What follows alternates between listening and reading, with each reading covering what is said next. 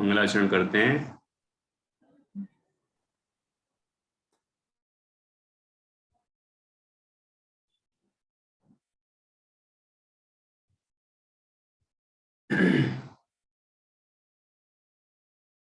नमो अर्हन्ताणं नमो सिद्धाणं नमो आयरीयाणं नमो अध्यायाणं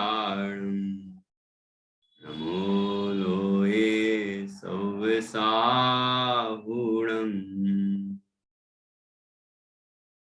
मंगलम भगवान वीरो मंगलम गौतमो गणी मंगलम कुंद कुंदाद्यो जैन धर्मोस्तु मंगलम सर्वमंगल मांगल्यम सर्वकल्याणकारकम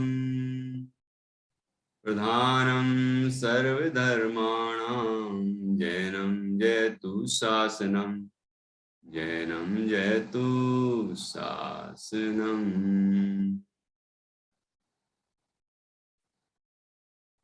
जीवमजीवम दौवम जिणवर वस हैण जैणने देठम देविंद विंद वंदम वंदे तम सौदा सिरसा।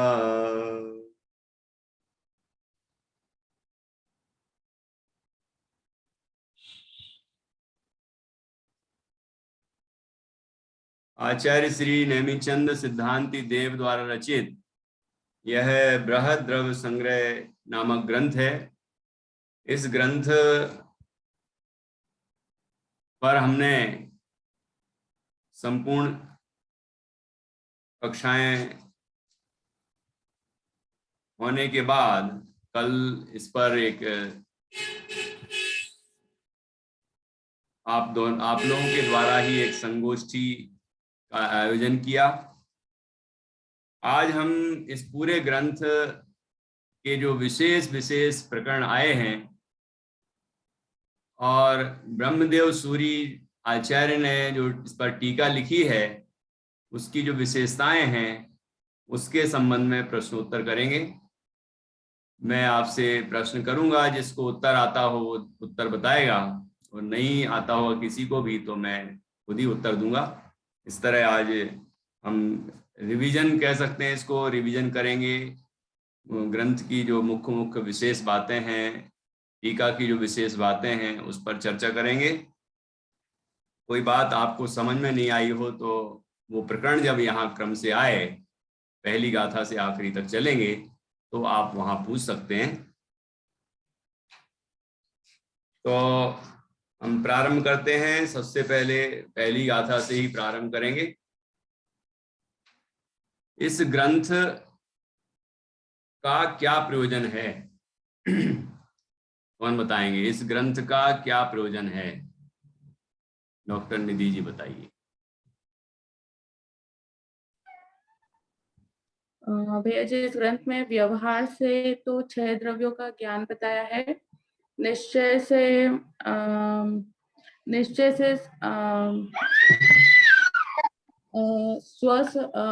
स्वानुभूति से उत्पन्न सुख का बताया है और परम निश्चय से उस सुख की परम निश्चय से अनंत सुख या केवल ज्ञान, स्वानुभव के फल में प्रकट होने वाला केवल ज्ञान के साथ अनंत सुख, वह परम निश्चय से प्रयोजन। ठीक बताया। व्यवहार में आपने बताया कि 6 द्रव्यों का ज्ञान, तो 6 द्रव्य आदि का ज्ञान। आदि में 6 द्रव्य, 5 अस्तिकाय, 7 तत्व, 9 पदार्थ, मोक्ष मार्ग, ध्यान, जो भी प्रकरण इसके अंदर है, विषय हैं, वो सभी इस जानकारी होना, उनको अच्छी तरह से जानना, वह व्यवहार प्रयोजन है।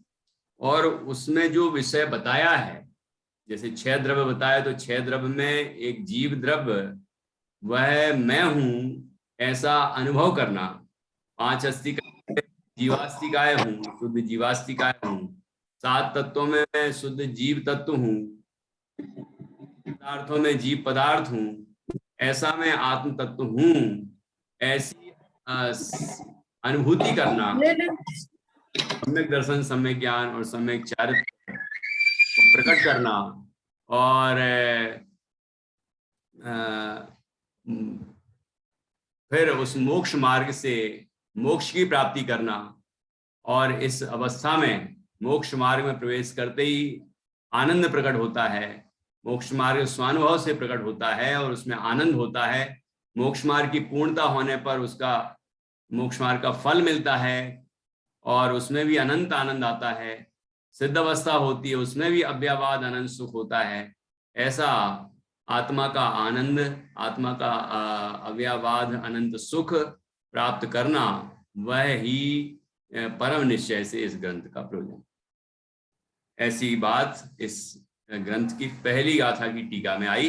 ये बहुत ही सुंदर प्रकरण आया। मंगलाचरण में किसको नमस्कार किया गया है, कौन बताएंगे? इस ग्रंथ के मंगलाचरण में किसे नमस्कार किया गया? बताओ मैत्री।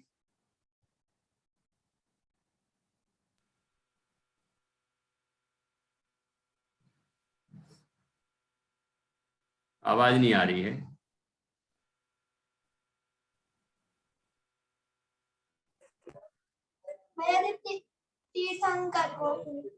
तीर्थंकर। लेकिन यहाँ तो लिखा है जिनवर वसहेण, जिनवर सबको। जिनवर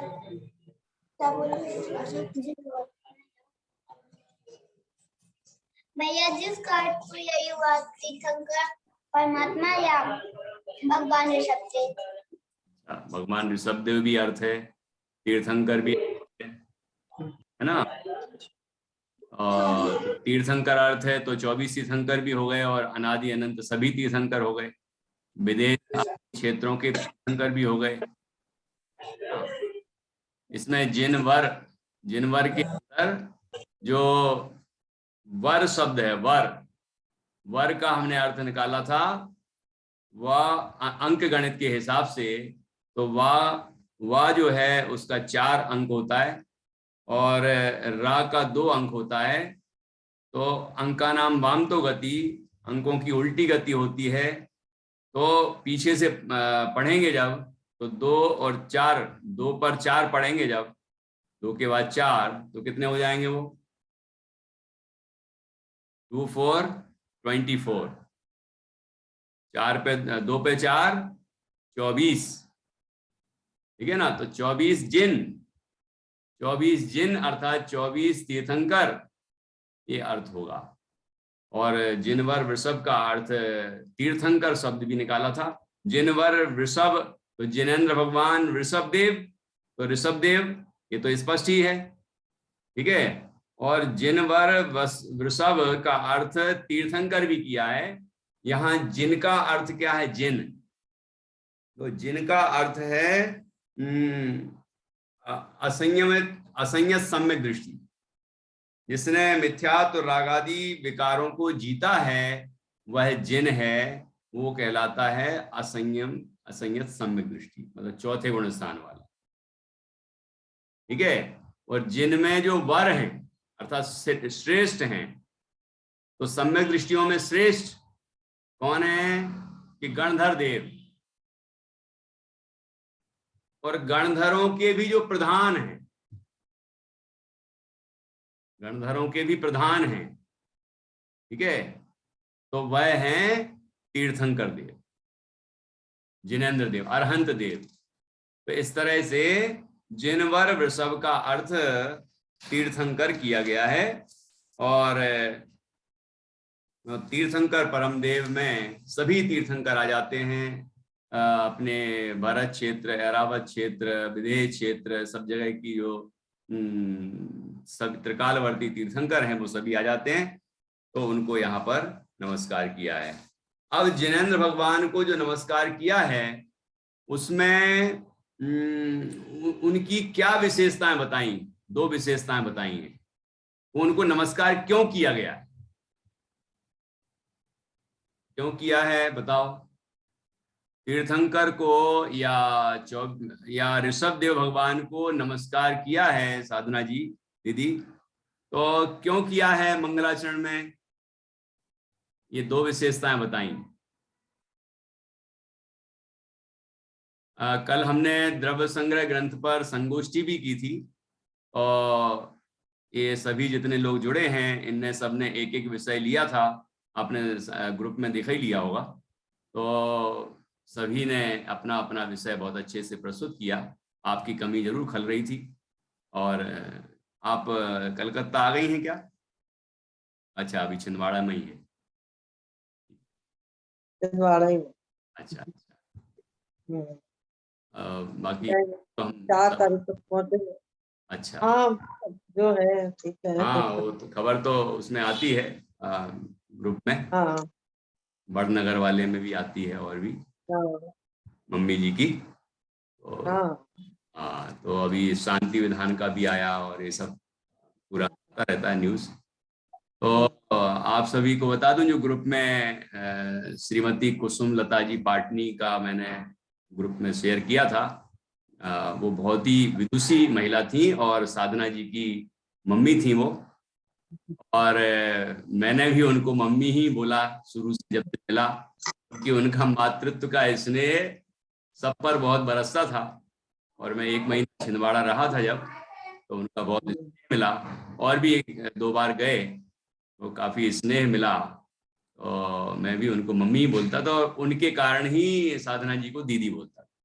पहला परिचय मेरा मम्मी से है, फिर बाद में साधना जी से परिचय हो।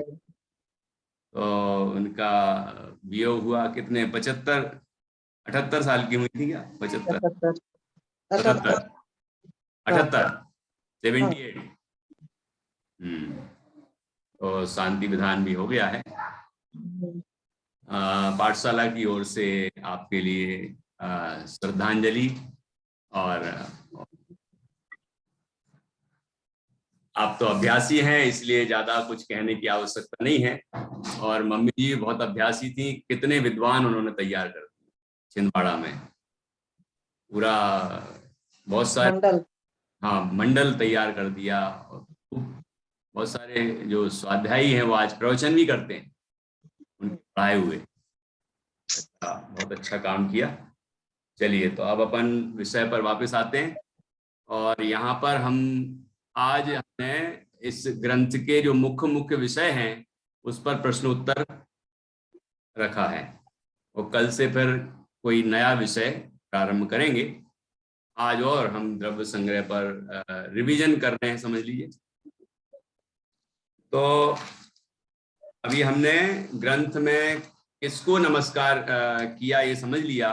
तीर्थंकर को नमस्कार किया, 24 तीर्थंकर को नमस्कार किया, और उसी शब्द से अर्थ निकलता है ऋषभ देव तीर्थंकर को नमस्कार किया। तो ऐसे 3 अर्थ करते हैं जिसकी चर्चा इस टीका में आई है। अब प्रश्न ये है कि उनको नमस्कार 2 विशेषताओं के साथ किया है, तो वो 2 विशेषताएं क्या है, क्यों किया नमस्कार? वितराग और विज्ञानता ना। वीतराग विज्ञानता तो है ही, लेकिन द्रव्य संग्रह में क्यों नमस्कार किया? मतलब ये तो कॉमन बात है, यहाँ पर एक विशेष बात आई। हाँ, नित्या बता रही है क्या? देखते हैं। हाँ, बताओ।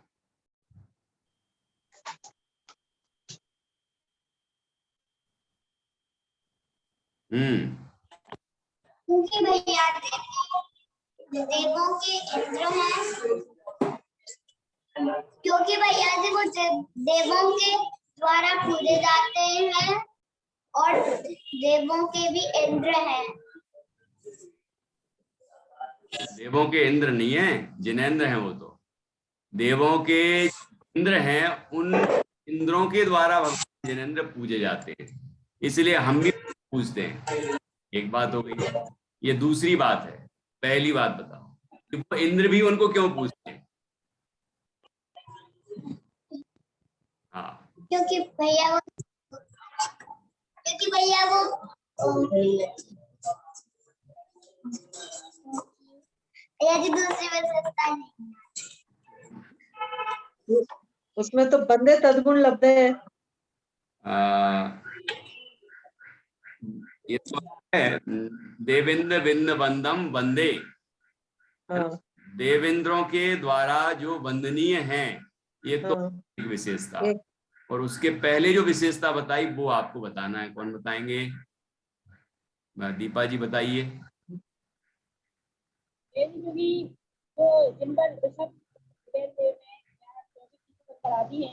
उनने जीव और अजीव द्रव्य का कथन किया है। हाँ ठीक है, ठीक है। जीव और अजीव द्रव्य को बताया है, इसलिए है ना, जीव और अजीव द्रव्य को बताया है, इसलिए हम उनको नमस्कार करते हैं। ठीक है ना। जीव मजीवम दव्वम जैन निदिठम, जिनके द्वारा जीव अजीव द्रव्य को बताया गया है। जिनवर वसेण, ऐसे जिनेन्द्र भगवान हैं, वो तीर्थंकर देव हैं, या जिनेन्द्र भगवान ऋषभ देव हैं, है ना। और देविंद बिंद वंदम, जो देवेंद्रों के समूह के द्वारा वंदनीय हैं, टीका में समझाता 100 इंद्रों के द्वारा वंदनीय हैं, ऐसे जो भगवान हैं, तीर्थंकर हैं, तम सिरसा सर्वदा वंदे, उनको सिर झुकाकर मैं वंदना करता हूँ, वंदन करता हूँ। ऐसी चर्चा आई, तो सभी को याद रखना है। ठीक है, चलिए अगला प्रश्न। अगला प्रश्न है कि जीव का स्वरूप बताने के लिए, इसमें जीव अजीव द्रव्य बताया ना, तो जीव का स्वरूप बताने के लिए 9 अधिकारों का प्रयोग किया है। वो 9 अधिकार कौन बताए? गाथा भी सुना सकते हैं और साथ में अर्थ भी बता सकते हैं, जिसकी जो क्षमता हो। हाँ दीदी बता रही, बोलिए। जीवो वो गमो अमुत्तिकर्ता सदेह परिमाणो भोक्ता संसारत्थो, भोक्ता संसारत्थो बंदे तो सर्वदा सिरसा, नहीं सिद्धे भोक्ता संसारत्थो सिद्धो सुविश्वसो डगई, सिद्धो सो विश्वसो डगई। हाँ। डगई। अब 9 गिनाइए ये बच्चों से। जीव हाँ बोलो।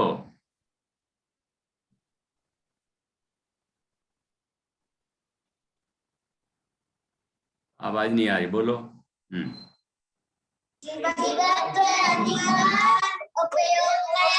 एक एक बच्चा बोलेगा, एक एक बोलेगा, नहीं तो समझ में नहीं आएगा।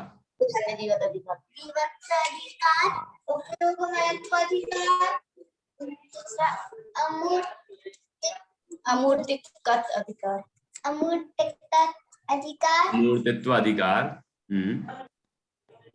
कर्तृत्व स्वदेह परिणामत्व अधिकार, स्वदेह परिमाण। 5 अधिकार, छठवां बोलो। भोक्तृत्व अधिकार। एक गाथा को याद रखेंगे तो क्रम से अपन बोल पाएंगे अच्छे से। भोक्तृत्व अधिकार, बोलो। और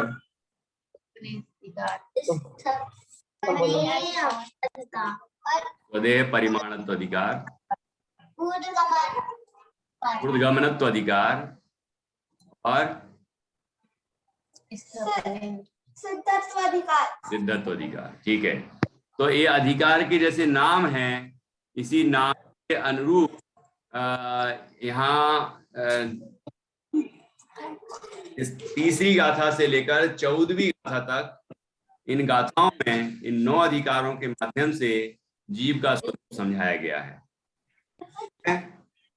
और इसमें एक बहुत ही जोरदार बात आई के संबंध में, वो बता सकते हैं। श्रुत ज्ञान को परोक्ष कहा, ईसत प्रत्यक्ष का, ईसत परोक्ष कहा। ठीक है, और उसके बाद उसका एक और भेद किया, प्रत्यक्ष, परोक्ष, ईसत परोक्ष और प्रत्यक्ष। इसके लिए उदाहरण दिए कि जो श्रुत ज्ञान तो हमारा है, उस श्रुत ज्ञान से जो हम विषय जानते हैं उनमें कौन सी चीज को जानना परोक्ष है, किस चीज को जानना उसी श्रुत ज्ञान से वह ईसत परोक्ष है, और किस चीज को जानना उसी श्रुत ज्ञान से है प्रत्यक्ष, स्वानुभव प्रत्यक्ष। तो ये आपको बताना है, कोई बता पाएगा?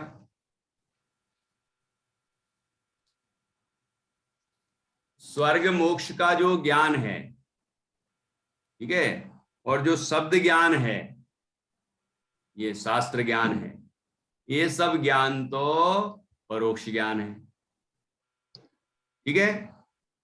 और अब ईसत परोक्ष किसको कहा?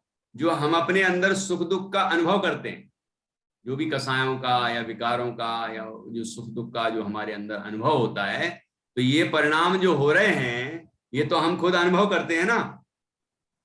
तो ऐसे परोक्ष थोड़ी है, जैसे सुख दुख शब्द यहाँ लिखा है शास्त्र में, तो जैसे लिखा है ऐसे ही होता है क्या यहाँ पर?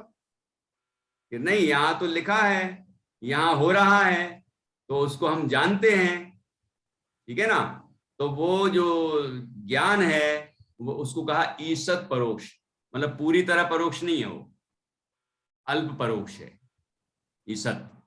फिर जो भाव श्रुत ज्ञान से शुद्धात्मा का अनुभव होता है, आत्मानुभूति होती है, उस श्रुत ज्ञान में आत्मा संवेदन में आता है, आत्मा के आनंद का वेदन होता है, तो वह कहा है प्रत्यक्ष, उसको कहा वेदन प्रत्यक्ष। तो श्रुत ज्ञान तो एक है, विषय तीन है। विषय की अपेक्षा उस श्रुत ज्ञान के तीन भेद हो गए। ये यही मिला है विषय, ऐसा गजब का विषय कि उस श्रुत ज्ञान को, जो शब्द ज्ञान है, शास्त्र ज्ञान है, जो स्वर्ग मोक्षादि का ज्ञान है, ये सारा जो ज्ञान है ये तो श्रुत ज्ञान है, इसको परोक्ष ज्ञान कहा।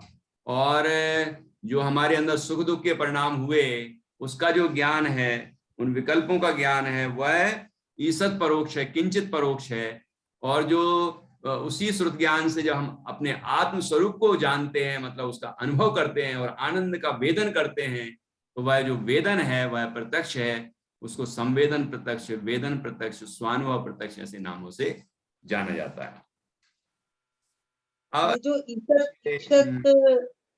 ईशत परोक्ष कहा है, जो अपने सुख दुख के भावों को, तो इसको ईशत प्रत्यक्ष नहीं कह सकते? नहीं, क्यों? क्योंकि ये इसमें मन का निमित्त है ना। अब जो सुख दुख के परिणाम हो रहे हैं उसको हमने जाना तो मन से जाना, तो मन उसमें निमित्त है। और जब हम आत्मा को जानते हैं, मतलब अनुभव करते हैं, उस समय मन का काम भी समाप्त हो जाता है। जैसे कि रहस्यपूर्ण चिट्ठी में बताया कि पांचों इंद्रियों का तो काम खत्म, क्योंकि अपने स्वरूप की तरफ देख रहे हैं, और पांच इंद्रियों का विषय तो ये पुद्गल है, ठीक है ना। और उसके बाद हम जब आत्मा को जानने लगे, ठीक है, तो मन में जब आत्मा का निर्णय हुआ है तब तक तो वो परोक्षी कहलाएगा, परोक्ष में आएगा। लेकिन जब हमने आत्मानुभूति प्राप्त की तो मन का विकल्प भी समाप्त हो गया। मन का काम है अनेक विकल्प करे, तो वो विकल्प शांत हो गए, तो मन का अवलंबन भी छूट गया, ठीक है। मन के निमित्त से भी कहा जाता है स्वानुभव का उत्पन्न होना, और मन का अवलंबन छूट जाता है, इस अपेक्षा मनातीत भी है वो संवेदन। इसलिए सुख दुख के परिणामों को जानना, विकल्पों को जानना, वो ईसत परोक्ष कहा, परोक्ष श्रुत ज्ञान कहा। और आत्मा का अनुभव करना वह है प्रत्यक्ष का। ये जो सुख दुख का अनुभव है, हाँ, सुख दुख का अनुभव भी तो हमको एक तरह से विकल्प भी होता है ना, क्योंकि उसमें जीव लीन हो जाता है, मस्त हो जाता है, वहाँ विकल्प कहाँ है? वो खुद ही विकल्प हैं। सुख दुख के विकल्प होते हैं ना हमारे अंदर, और विकल्प जनित हैं वो। कोई भी परिणाम हो रहे होंगे, अनुभव वेदन जो हो रहा है वो वेदन मन जनित है। वेदन भी हो रहा है तो वो मन जनित है। वो जो सुख दुख का वेदन हो रहा है, मतलब जो शुभ अशुभ भावों के कारण कसाय से युक्त है, जो परलक्षी है, जो ऐसा वेदन। और वहां जो वेदन हो रहा है वो आत्मा का वेदन हो रहा है, और वो अतीन्द्रिय कहा है उसको। तो जो अनुभव है, अतीन्द्रिय जो सुख है ना, उस समय वो श्रुत ज्ञान, भाव श्रुत ज्ञान कहलाता है, और उसको वेदन प्रत्यक्ष कहते हैं। तो यद्यपि केवल ज्ञान की अपेक्षा वह श्रुत ज्ञान परोक्ष है, तथापि वह संवेदन की अपेक्षा से वह प्रत्यक्ष है। इस तरह बहुत सुंदर चर्चा यहाँ आई। ईसत परोक्ष का जो इन्होंने आचार्य ने जो एक नया विकल्प दिया है यहाँ, ये दुर्लभ है ना। परोक्ष तो मिलता है और स्वानुभव प्रत्यक्ष भी मिलता है, लेकिन ईसत परोक्ष का जो एक यहाँ पर दृष्टिकोण दिया है, ये विशेष है। 5वीं गाथा की टीका में आया है, द्रव्य संग्रह। ठीक है ना। इस तरह हमने ये 9 अधिकारों की यहाँ पर चर्चा की थी। इसमें जो एक तो वर्ण रस पंचगंधा वाली जो गाथा है, और एक सद्दो बंधो सुनमो वाली गाथा है 16वीं। तो इन गाथाओं के माध्यम से हमने ये जाना था कि ये सभी जो शब्द हैं, जो प्रकाश है, जो अंधकार है, ये सब पुद्गल की विभाव व्यंजन पर्याय हैं। तो और वर्ण, स्पर्श, रस, गंध, वर्ण, ये सब पुद्गल के गुण हैं, और इनके जितने भेद हैं 20 भेद, वो सब पुद्गल के भेद हैं। ठीक है ना। तो ये सब आत्मा नहीं है। ये जो वाणी निकल रही है आत्मा नहीं है। ऐसे हमने आंख बंद करके अंदर में देखा तो जो अंधेरा अंधेरा दिख रहा है वो आत्मा नहीं है। किसी को प्रकाश दिख जाए वो आत्मा नहीं है। ठीक है ना। आत्मा कौन है? कि आत्मा तो ज्ञान स्वरूप है, जो अंदर में जान रहा है, जिसने जाना कि अंधकार है, प्रकाश है, विकल्पों को जाना। जो भी जानने वाला है, वो जानने वाला तत्व मैं हूं। ऐसा इस तरह से बड़ा सुंदर प्रकरण यहाँ आया। पुद्गल का ज्ञान कराने का यही प्रयोजन होता है कि जो हम पुद्गल में अटके हुए हैं, पुद्गल को जीव मान रहे हैं, वो मान्यता हमारी छूट जाती है और पुद्गल से भिन्न अपने ज्ञान स्वरूप आत्मा की अनुभूति होती है। और यहाँ 14 जीव समास, 14 मार्गणा स्थान, 14 गुण स्थान की भी सुंदर चर्चा आई संक्षेप में। और इस तरह ये 9 अधिकार के माध्यम से जीव का स्वरूप पूर्ण हुआ। और फिर 15वीं गाथा से अजीव का स्वरूप प्रारंभ हुआ। तो उसमें एक खास बात आई। क्या खास बात आई? कि हे तत्व का ज्ञान क्यों कराया गया है? यद्यपि अजीव द्रव्य हे है, वास्तव में तो गे है ना। गे है, और गे है तो मात्र गे है, जानने योग्य है, लेकिन अपनापन करने की अपेक्षा ये है। तो फिर अजीव का ज्ञान क्यों करा रहा हो जब जीव को ही जानना है? तो आचार्य ने बड़ा सुंदर समाधान दिया कि हे तत्व का ज्ञान होने से उपादेय का ग्रहण होता है।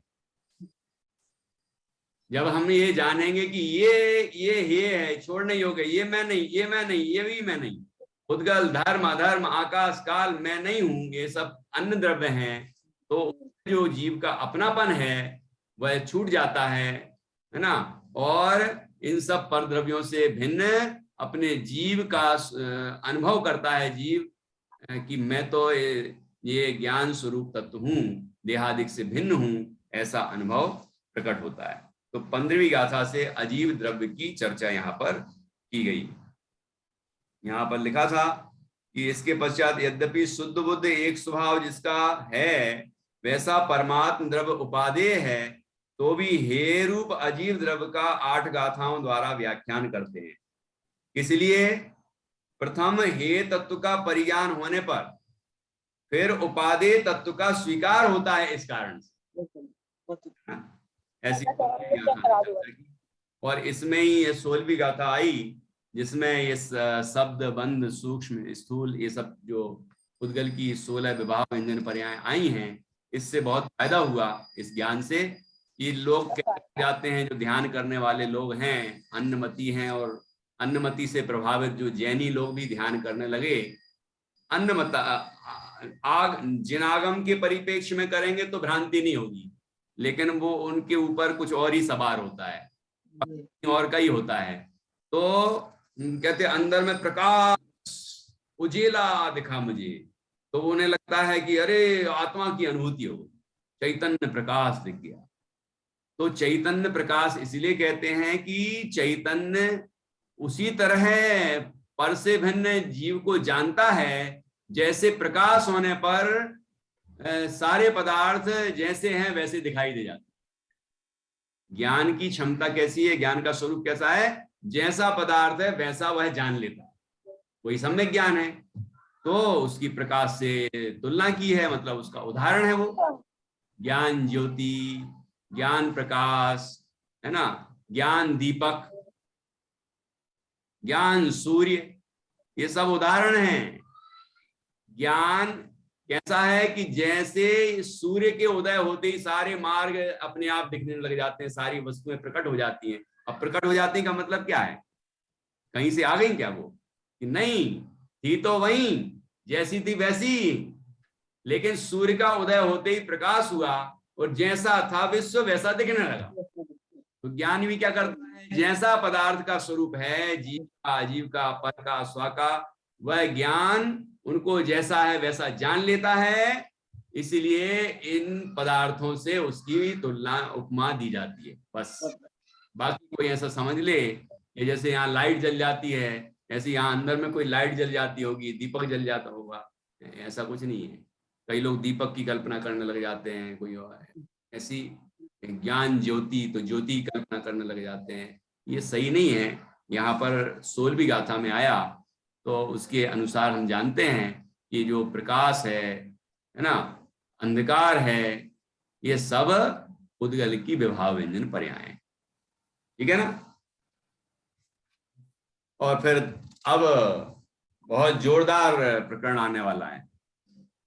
धर्म द्रव्य का स्वरूप जो प्रसिद्ध है वही यहाँ बताया है, लेकिन यहाँ पर ब्रह्मदेव सूरी ने, आचार्य ने जो टीका में उदाहरण दिया है, जो गाथा में दिया, उसके अतिरिक्त एक और उदाहरण दिया है।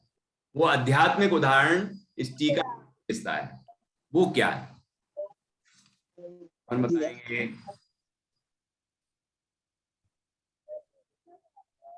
यहाँ सिद्धों का उदाहरण दिया, सिद्ध भक्ति, है ना।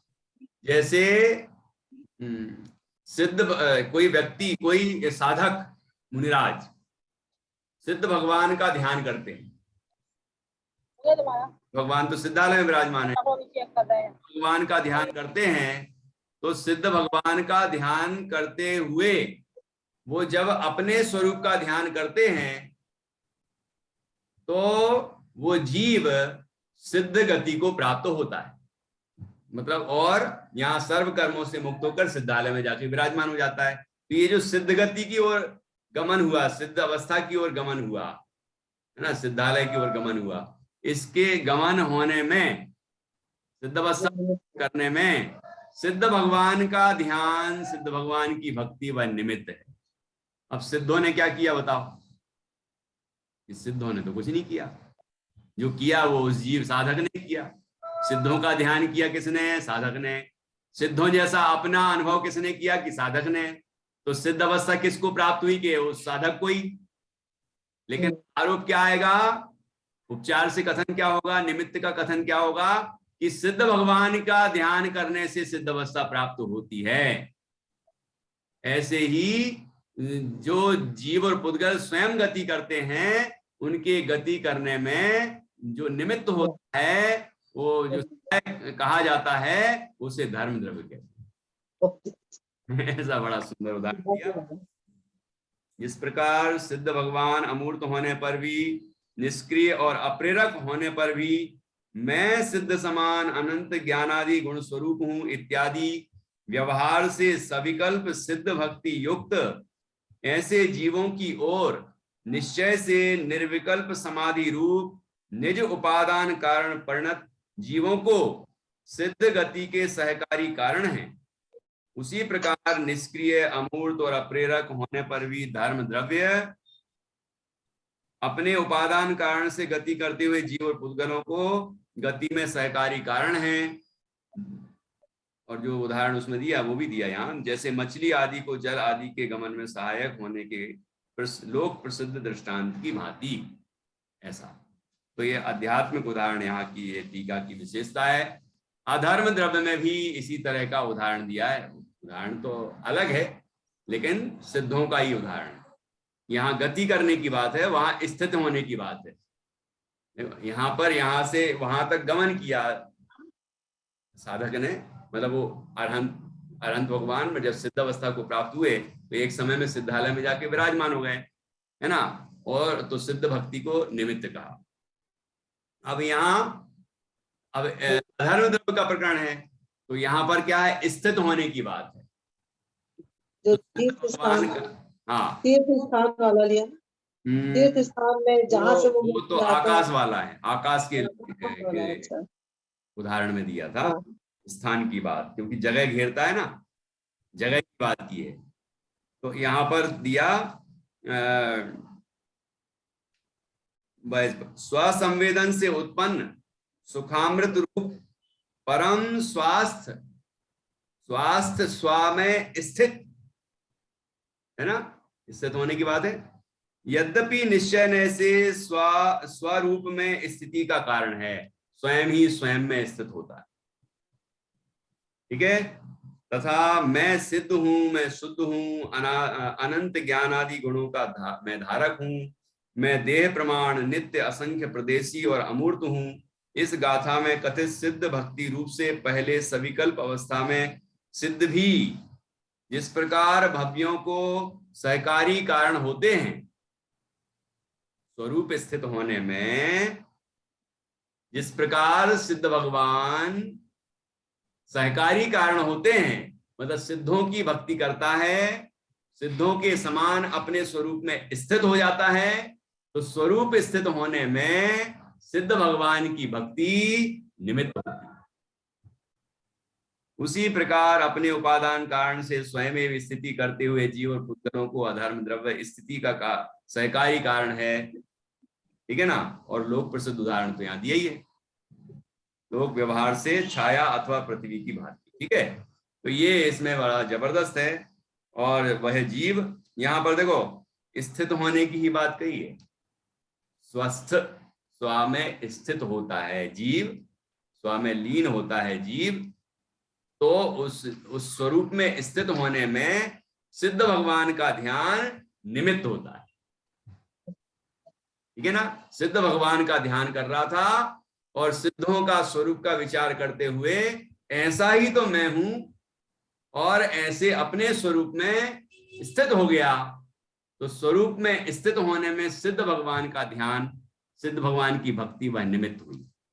इसी तरह जीव और पुद्गल स्वयं गमन पूर्वक जब स्थिति रूप परिणमन करते हैं, ठहरते हैं, तो उसमें अधर्म द्रव्य निमित्त होता है।